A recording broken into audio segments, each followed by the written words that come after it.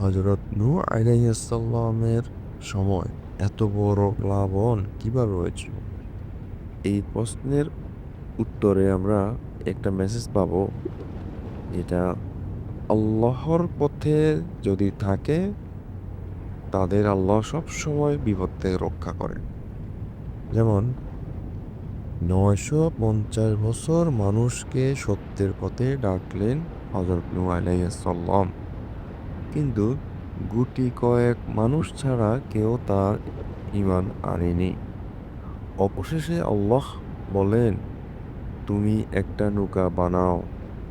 তারপর একদিন শুরু হলো।